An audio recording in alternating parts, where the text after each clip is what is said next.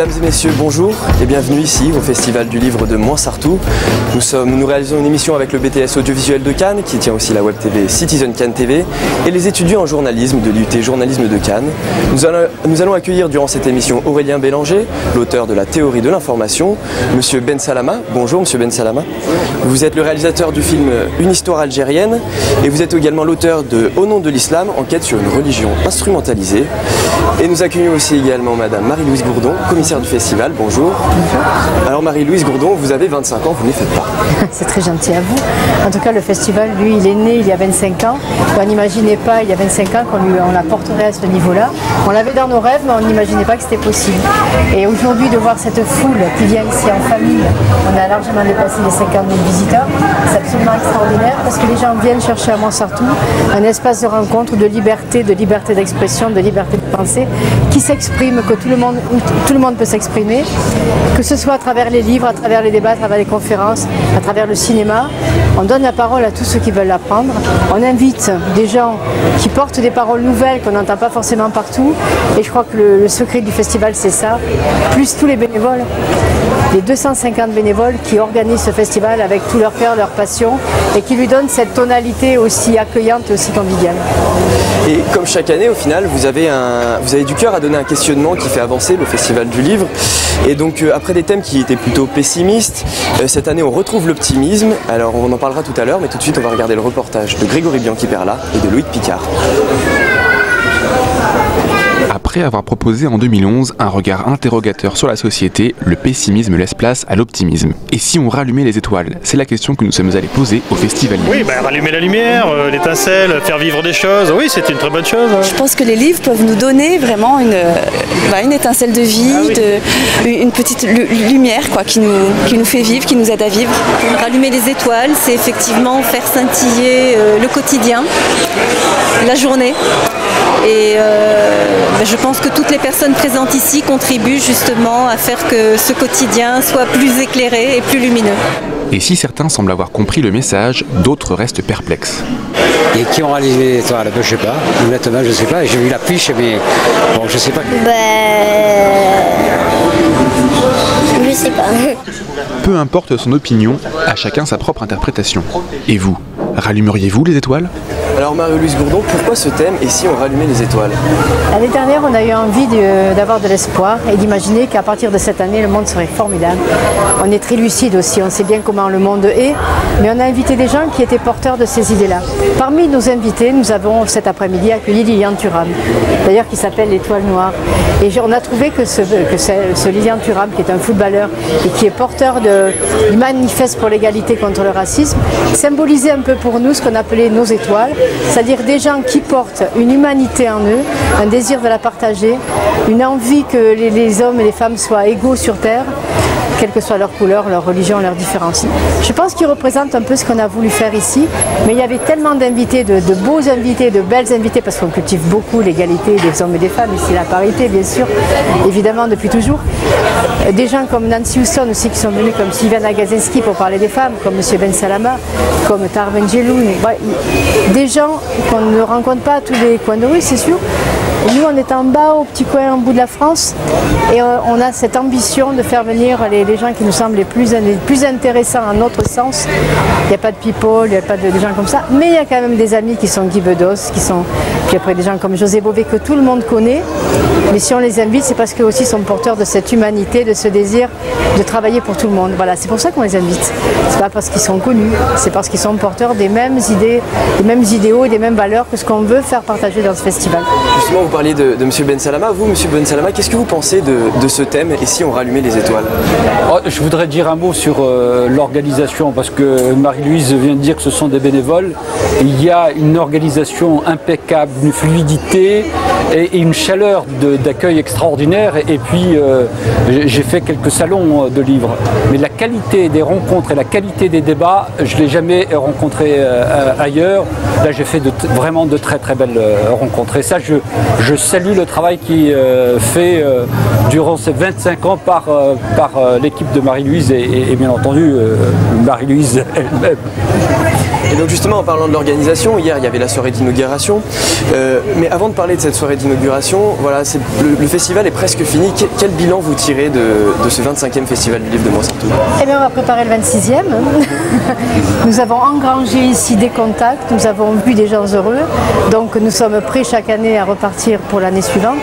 Donc on va maintenant chercher le thème de l'année prochaine pour ce 26e. Le bilan que je tire, c'est que je suis ravie de voir que le livre n'est pas mort, loin de là. On dit les gens ne lisent plus, c'est pas vrai. Il faut aller chercher, il faut aller proposer, il faut proposer des livres. Il faut les proposer aux enfants. Moi, depuis le début, je dis que notre but, avec toutes les animations jeunesse que nous proposons, il y a 8000 enfants qui viennent au festival, chaque festival. Donc on voudrait leur inoculer le virus du livre, vous voyez c'est malsain, hein, le virus du livre dès qu'ils sont petits, avant la maternelle même. Le virus du livre, de l'idée, de l'esprit critique, de l'imagination, de la réflexion, pour qu'ils se saisissent du monde et qu'ils ne se laissent jamais faire. Nous, ce qu'on veut, c'est que les gens ils se saisissent de leur propre destin, qu'ils ne se laissent pas manipuler par ceux qui font de l'information souvent, par ceux qu'ils entendent partout, qu'ils sachent décrypter, qu'ils sachent se questionner eux-mêmes sur le monde et trouver les réponses. Mais surtout, ne jamais se laisser faire, ne jamais croire de but en blanc ce qu'on nous dit. Justement, est-ce que c'est important d'inviter des cinéastes au Festival du Livre de Montserrat? Ah, mais les cinéastes, pour moi, ce sont des créateurs comme les auteurs. Je veux dire, c'est une autre écriture. Donc, d'ailleurs, on s'appelle Festival du Livre et de l'écriture cinématographique. C'est un peu long, mais on le fait quand même depuis qu'on a les salles de cinéma. On invite des réalisateurs chaque année, de fiction, de documentaire. On les invite en fonction de notre thème. On ne va pas inviter une vedette de cinéma parce qu'elle a un acteur, une actrice, non. Mais des gens qui écrivent le cinéma, bon, réalisateurs, producteurs, scénaristes, voilà. Ça, c'est notre but. On avait par exemple David Fuenquinos qui a écrit un roman qui est La Délicatesse et il a mis lui-même, il a transposé au cinéma, lui-même. Donc c'est encore un travail d'écriture différent, de passer de lui-même, du roman au cinéma. C'est une expérience intéressante. On essaie de montrer ça un petit peu sur toutes les cultures. Bien, alors merci Marie-Louise Gourdon, on va pouvoir vous laisser continuer de finir d'organiser ce... Et on est content de vous accueillir, d'accueillir l'IUT journaliste, d'accueillir votre IUT à vous, parce qu'on est aussi lieu de formation et on aime que tout le monde se saisisse du festival pour faire ce travail-là. Donc tous les gens qui ont envie de venir ici et de faire leur propre travail, ils sont libres de venir le faire. Eh bien, on vous remercie encore plus chaleureusement. On va parler de la fameuse soirée d'inauguration qui s'est tenue hier, donc à Montserrat. Donc preuve de la reconnaissance du Festival du Livre de Montserrat, il y a de nombreuses têtes d'affiches qui se retrouvent dans les allées des différents espaces. Nous allons faire un retour sur cette soirée avec à nouveau Grégory Bianchi-Perla et Loïc Picard. José Bové, Guy Bedos ou encore la féministe Nancy Houston sont sur scène pour fêter l'anniversaire du festival. 25 ans, une étape importante, l'occasion pour Marie-Louise Gourdon, commissaire du festival, de rappeler la flamme qui anime l'événement. Le plus important pour nous, c'est que ce festival soit le lieu, le forum de la rencontre, du débat, de la libre expression, de la liberté d'expression. Je crois qu'un festival comme celui de Montserrat a permis que les étoiles ne soient pas totalement éteintes. Et vous savez, il en va d'un brasier comme des étoiles. Il faut qu'il persiste une étincelle pour que la flamme revive. Liberté politique aussi. À Montserrat, on s'exprime et sans langue de bois. Les choses ne changeront pas. Je pense à l'énergie, je pense aux immigrés, je pense au droit de vote des immigrés. À toutes ces choses-là, si on laisse faire la gauche, rien ne va se passer. Alors j'ai envie que ça bouge, et pour que ça bouge, il faut débattre. Mais au festival, on rit surtout. Un show coordonné par l'humour de Bedos, sans limite et percutant. Sur scène, je dis, il y a des femmes qui sont tellement cons qu'elles mériteraient d'être des hommes.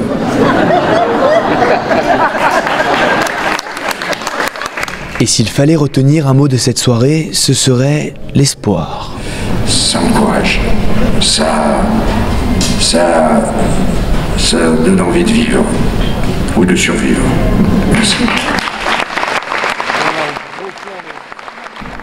Au château de Montserrat, la soirée de clôture.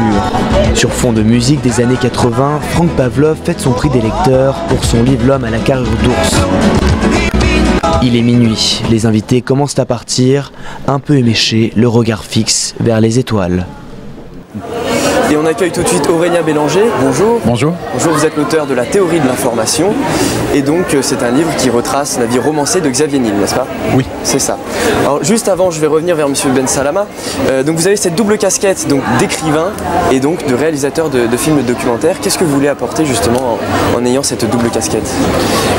D'abord, je ne me considère pas comme écrivain face à un grand écrivain et qui a un tirage magnifique.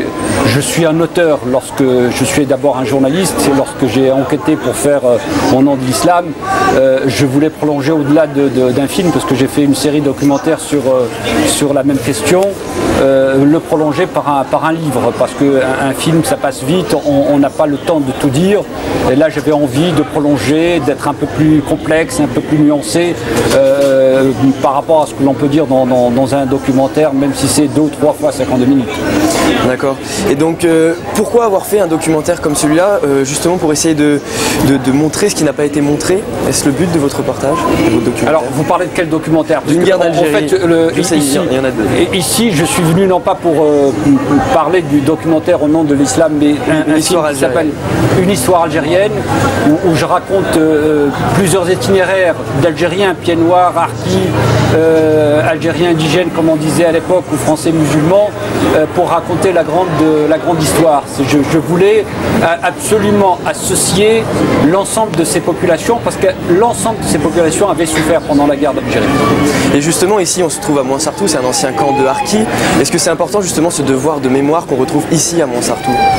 Je crois que si on m'a invité, c'est parce que c'est un lieu de mémoire ici. On voulait que je présente ce film qui a été bien accueilli par l'ensemble des populations. C'est le premier film qui est fait parce que j'ai fait ce film parce que j'en avais assez de voir des films d'enfants de harkis sur les harkis, d'enfants de pieds noirs sur les pieds noirs, d'enfants d'Algériens sur les Algériens. Je me suis dit, je fais le pari de faire un film qui parle de l'ensemble de ces populations, où il y a de l'émotion, où il y a de l'histoire. Je suis vraiment content lorsque Benjamin Stora, qui est un grand historien, le plus grand historien, dit-on, de la guerre d'Algérie, il est sorti de la projection en me disant « j'ai appris des choses dans ton film ». Et je suis très heureux à la fois de raconter des histoires humaines avec de l'émotion, mais en même temps d'être juste dans le récit de l'histoire avec un grand H. Justement, vous parlez de raconter des histoires, vous racontez la vie de Xavier Niel d'une façon romancée. Est-ce que, au final, en ayant étudié sûrement son comportement, vous ne pensez pas qu'à la manière des keynotes un peu de Steve Jobs, cette présentation de Free Mobile par exemple, devant un parterre de journalistes, vous ne pensez pas que Xavier Niel, ce ne serait pas le nouveau Steve Jobs français? Bon, l'enjeu du bouquin, c'est effectivement développer l'idée que c'est un Steve Jobs français. Je me suis assez peu intéressé au fait que ce soit Xavier Niel, hein, rapidement, j'ai pris des petits trucs, mais c'est un personnage autonome. Mais ouais, avec ce complexe un peu provincial, parce qu'il se rend bien compte qu'il reste à la périphérie d'Internet, et puis que sa boîte, elle est moins belle que l'iPhone, et puis voilà. Mais oui, c'est l'un des trucs, avec cette petite pointe de mélancolie, en plus de ne pas être le roi du monde, quoi, mais un petit lieutenant. Et donc Internet, ça a été aussi également très utilisé durant les printemps arabes, avec justement cette manifestation ces manifestations qui se sont organisées sur Facebook. Qu'est-ce que vous en pensez de cette rapidité justement de l'information et des réunions au final? La rapidité, c'est les réseaux sociaux aujourd'hui, mais les jeunes à Tunis ou sur la place de la Libération Tahrir du Caire ne se sont pas révoltés parce qu'il y a Facebook, hein, où il y a Internet. Mais comme il y a quelques siècles, l'imprimerie, en éditant des tracts, en les diffusant, ça permettait de mobiliser les gens. Aujourd'hui, le Facebook et tous les réseaux sociaux permettent de mobiliser plus rapidement que les tracts d'il y a 2 ou 3 siècles, mais c'est uniquement un média. Ce n'est pas si les Égyptiens et les Tunisiens, par exemple, pour prendre que ces 2 pays, se sont révoltés parce qu'il y avait des raisons de se révolter. Il y avait une injustice sociale, il y avait un manque de droits, il y avait un manque de liberté individuelle, il n'y avait pas de démocratie, il y avait 1001 raisons qui fait que les jeunes et les moins jeunes se sont révoltés dans ces pays. Donc les réseaux sociaux, c'est un média, ça a permis de mobiliser des gens plus rapidement, mais ça n'a pas été le déclic pour descendre dans la rue. Je reviens vers vous, Aurélien Bélanger, c'est la première fois que vous faites le Festival du Livre de Montsartou. Est-ce qu'au final vous vous sentez un peu à votre place dans ce festival qui est vraiment centré sur le débat, sur le combat au final? Oui et non, parce que bon, mon idée c'est que la tâche du romancier c'est d'être le moins engagé possible et de ne pas prendre position pour pouvoir se faire refléter dans un même objet le maximum de débats contradictoires. Du coup, non, j'ai eu une lectrice qui est venue me voir pour me dire qu'elle n'achèterait pas mon livre parce qu'elle n'aimait pas une opinion politique que j'avais émise dans une émission. Donc là je me suis dit merde, je n'avais pas ma place. Mais ouais, débat interne au roman, voilà, j'y crois pas. Moi j'aime bien l'idée qu'on peut tenir figé ensemble des discours et ne pas prendre position. C'est pas une position ultime politique, mais c'est ma position en tant que romancier en tout cas. Ouais. Et donc au final, comment vous avez vécu cette expérience ici au Festival du Livre?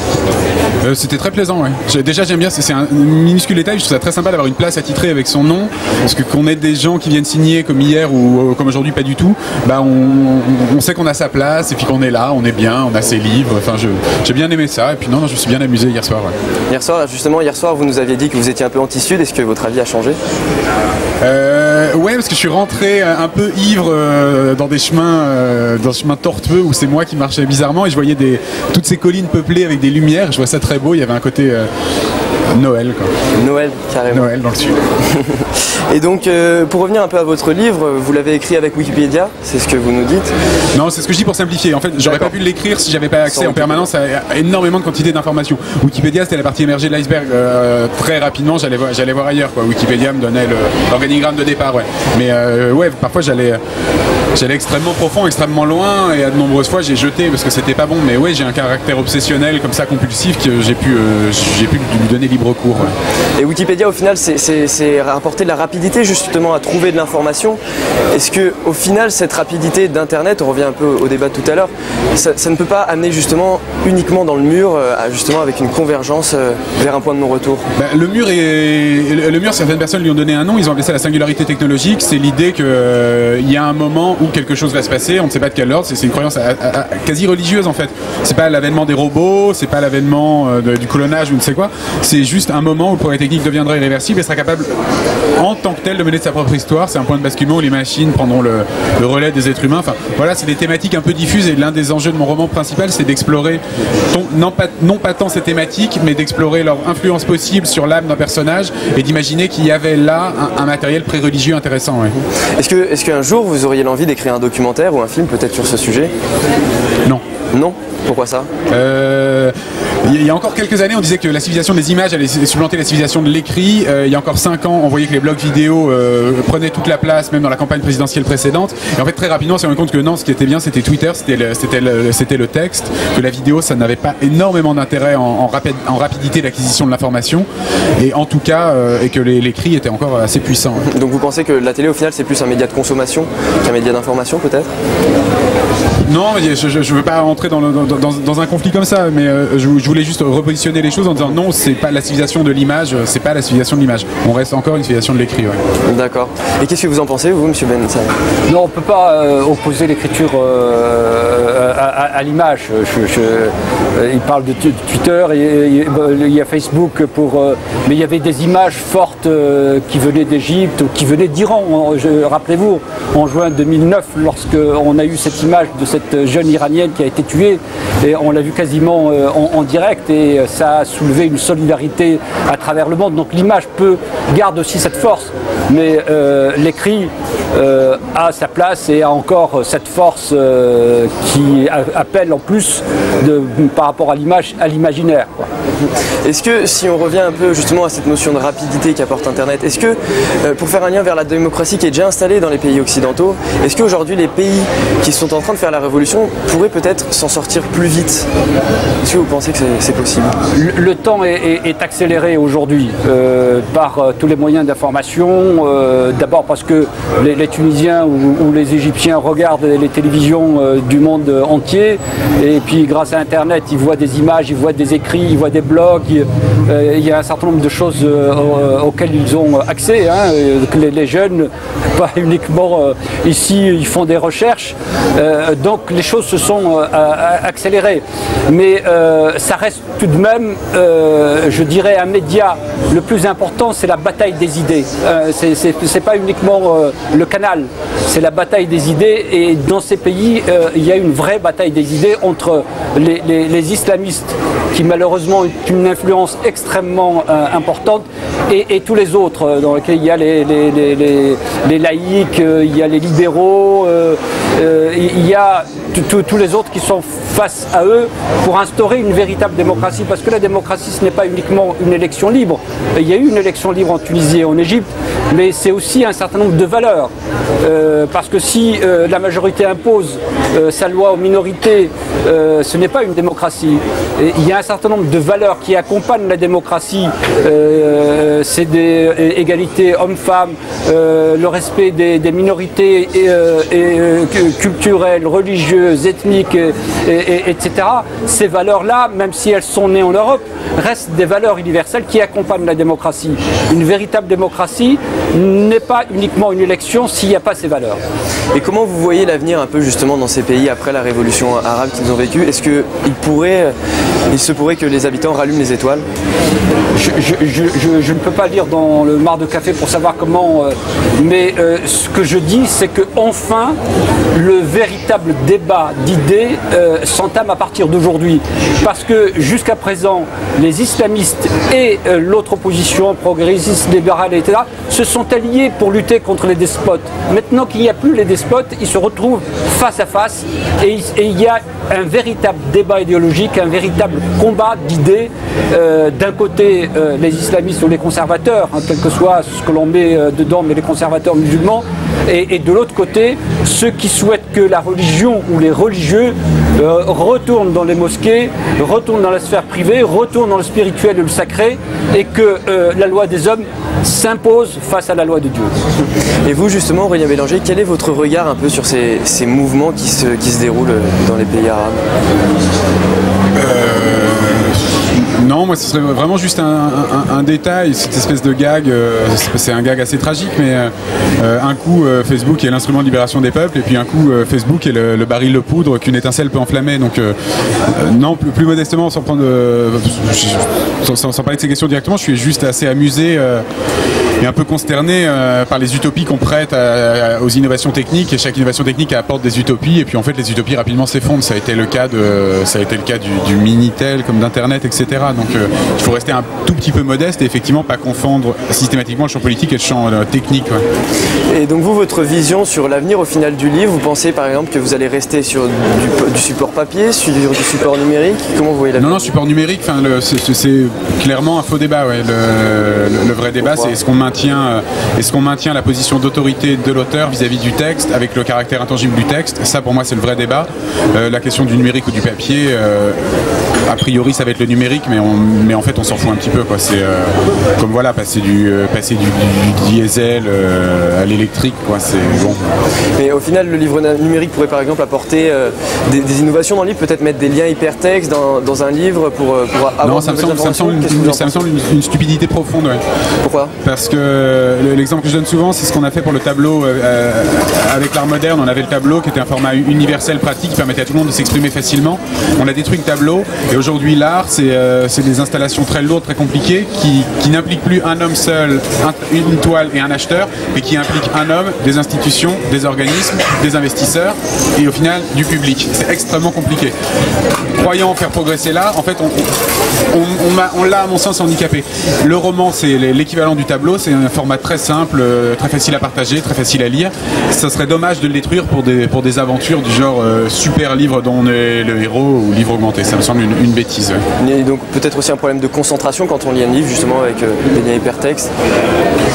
Ouais, effectivement, il faut essayer d'empêcher que le lecteur se répande. Déjà, ça c'est important. Et à mon sens, la meilleure façon d'empêcher que le lecteur se répande, c'est pas de rendre le truc le plus sexy possible, parce que le truc sexy existe, ça s'appelle le jeu vidéo. Et le jeu vidéo, pour y jouer pas mal, je sais objectivement que c'est assez chiant et répétitif. répétitif et c'est pénible. Alors que le livre, déjà, c'est beaucoup moins chiant, beaucoup moins pénible. Et on fait pas semblant, voilà, on fait pas semblant que ce soit sexy. Il y a juste une expérience, en fait, une simulation cérébrale simple avec des outils extrêmement rudimentaires. Il se trouve que ça marche bien, ouais. Très bien, alors merci à tous les deux. Merci.